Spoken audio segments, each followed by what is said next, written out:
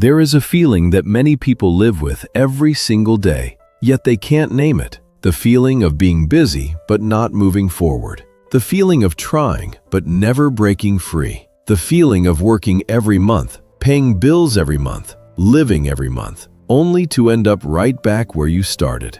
Monday morning, you wake up. Before you even think, your body already knows what today is about. Go to work, pay bills, endure, wait for the end of the month. You're not lazy, you're not stupid, you're not incompetent, and yet you're stuck. And if you've ever asked yourself, why do I work my whole life and still have no real choices? Then welcome to Debt Trap TV. This is not a channel that teaches you how to get rich quick. This is where we expose the debt traps, the mindset traps, and the system traps that keep ordinary people working their entire lives without ever lifting their heads up. This video is not here to comfort you. It exists to explain why being stuck is not an accident. There is a brutal truth that elites, capitalists, and those at the top of the system never say out loud, but they understand it perfectly. Ordinary people are not supposed to complete primitive capital accumulation. That sounds abstract, so let's simplify it. Primitive capital accumulation is the moment when you have enough capital that you no longer have to sell your time. Not supercars, not mansions, not wealth for display. Just enough money so that, if you don't like a job, you can quit. If you want to learn something new, you have time to do it. If you want to slow down, no one can force you to run. A very simple example. If your living expenses are $400 a month and you have around $80,000 earning 6 to 7% annually, you can cover your life without working. That is minimum financial freedom. And this is where the danger begins. Not dangerous for you, dangerous for the system. Think clearly. If one day, 30% of workers no longer needed to work, 40% could refuse bad jobs, 20% chose to slow down, reskill, or build something new. Who would stand in factories? Who would chase deadlines? Who would work 10 to 12 hours a day to generate surplus value? Finance does not create wealth. It redistributes wealth. And it redistributes wealth from those without capital to those with capital.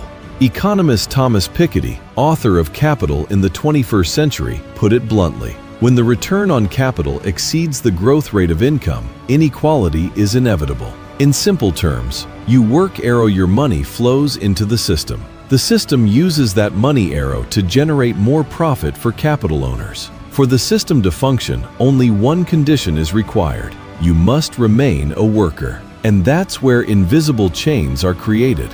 They don't ban saving. No, they make saving feel outdated, cheap, and shameful. They teach you you're only young once. You need experiences. You have to live your life. They turn spending into a measure of human worth. No new phone? You're falling behind. No travel? You don't know how to live. No material upgrades? You're a failure. And you become afraid. Afraid of being left behind. Afraid of being judged. Afraid of not fitting in. So you spend. 10 years pass. You have beautiful photos, great memories, and an empty bank account. You did exactly what the system wanted. Let's say you become more aware. You manage to save a little. Immediately, a new voice appears. Upgrade your phone. Buy a car, it's more convenient. Buy a house, stability matters. All wrapped in beautiful labels. Investment, security, life upgrades. But what's the reality? You think you own the car. You owe the bank. You think you own the house. You signed a 30-year financial sentence. You can't quit your job. You can't talk back. You can't make mistakes. You're no longer free.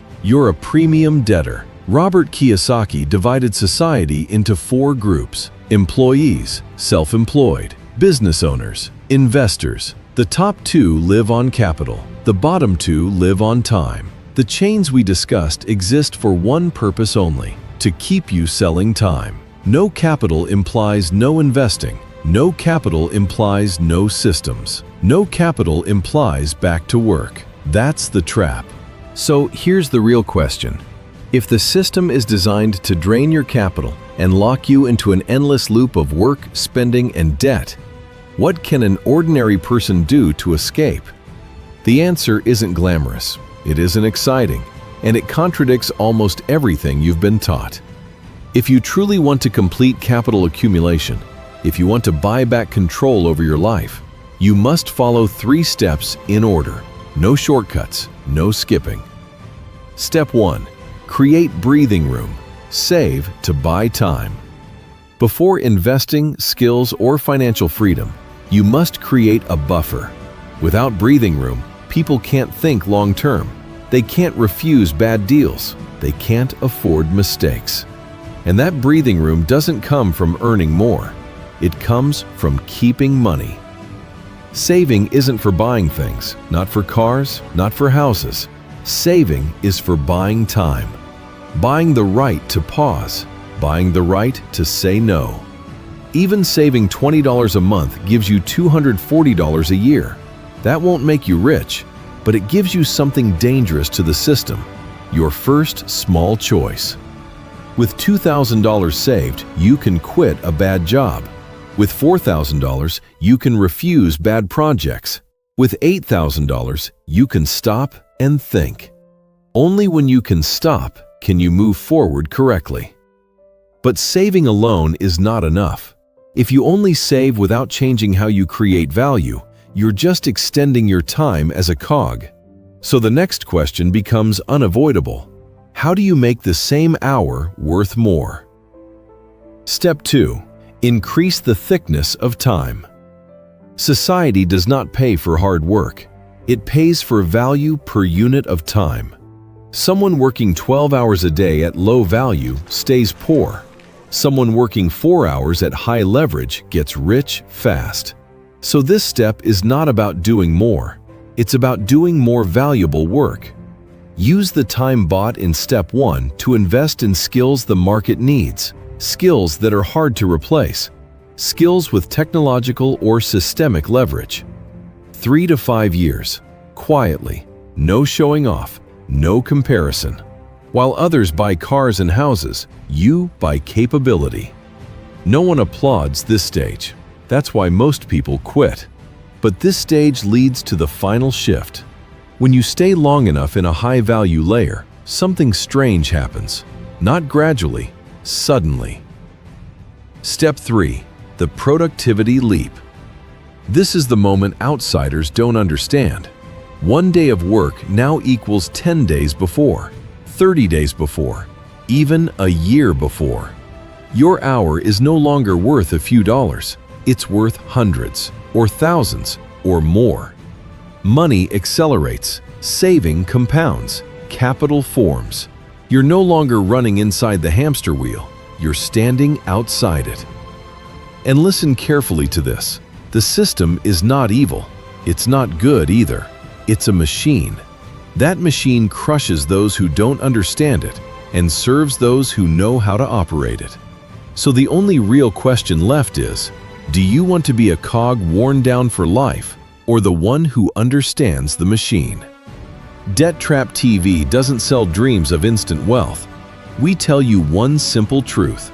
If you don't accumulate capital, you will accumulate debt, whether you want to or not. Start today, not with an investment, but with the first dollar you choose not to spend. Not to get rich, but to buy back mental freedom. And from that moment on, your life begins to move in a different direction.